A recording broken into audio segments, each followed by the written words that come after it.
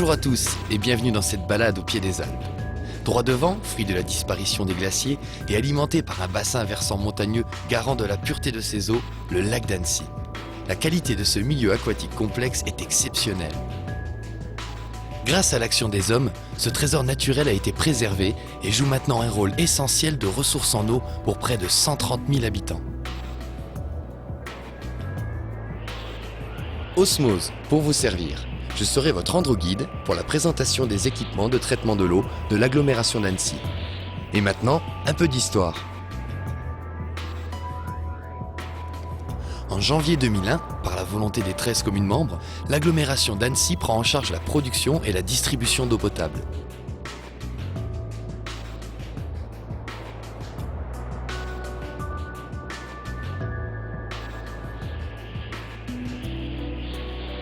Elle hérite ainsi de l'action de la ville d'Annecy et reprend, en l'adaptant, le projet de modernisation du système existant, ainsi que les études réalisées pour répondre aux nouvelles normes européennes de qualité de l'eau.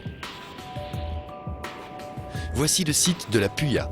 Il fut choisi en 1906, après 2 années de débats, pour accueillir un système novateur de production d'eau potable à partir du lac. L'usine de la Puya fut modernisée à 3 reprises au XXe siècle.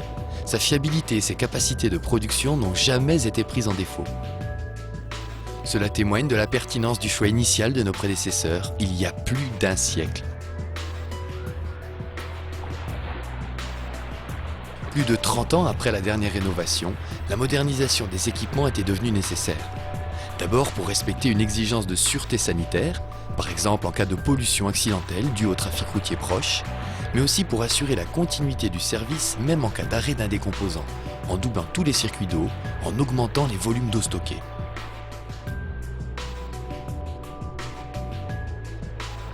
La démarche est complexe. Elle doit prendre en compte faisabilité et coût du projet, mais aussi l'impact sur l'environnement. Allons voir plus en détail les solutions retenues. Commençons par la prise d'eau dans le lac. Conformément aux études, elle est plus profonde et plus éloignée du rivage. Le périmètre de protection à la surface du lac est agrandi en conséquence.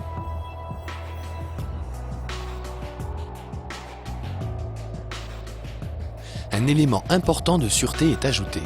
Un réservoir enterré, appelé bâche d'alerte, dans laquelle l'eau brute transite afin de contrôler sa qualité en amont du traitement, grâce à une station de mesure d'une éventuelle pollution.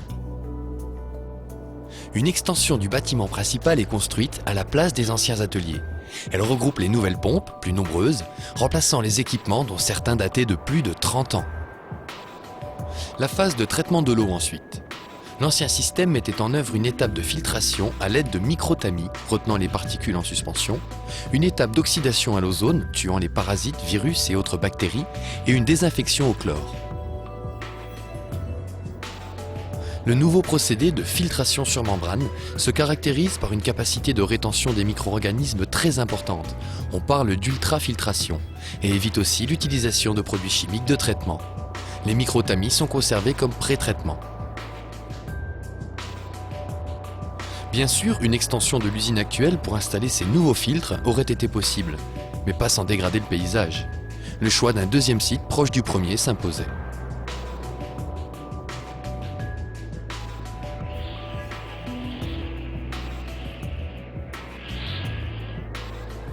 L'usine de la Puya alimente en eau potable 3 réservoirs qui desservent par gravité une large partie de l'agglomération. Par ailleurs, la position des conduites de remplissage des réservoirs sous la route nationale longeant le lac rendait depuis longtemps leur entretien problématique. Il fallait étudier la possibilité d'un autre tracé pour ces conduites.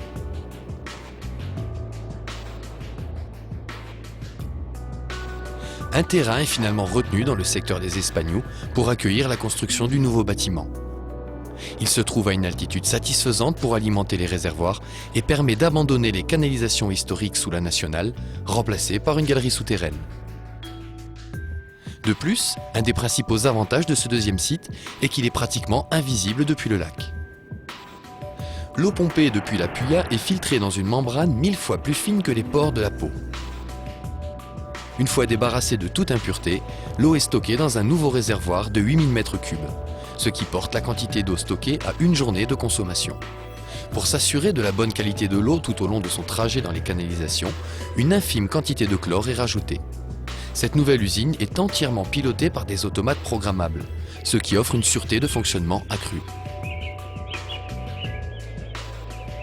Naturellement, une importance particulière est accordée à l'intégration paysagère du bâtiment des Espagnols.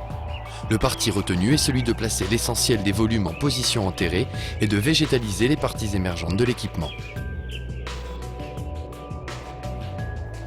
Pour acheminer l'eau vers les réseaux de distribution, une canalisation est établie entre les Espagnols et le réservoir du Belvédère, dans lequel est installé un dispositif de régulation qui analyse en permanence les besoins en eau du territoire desservi.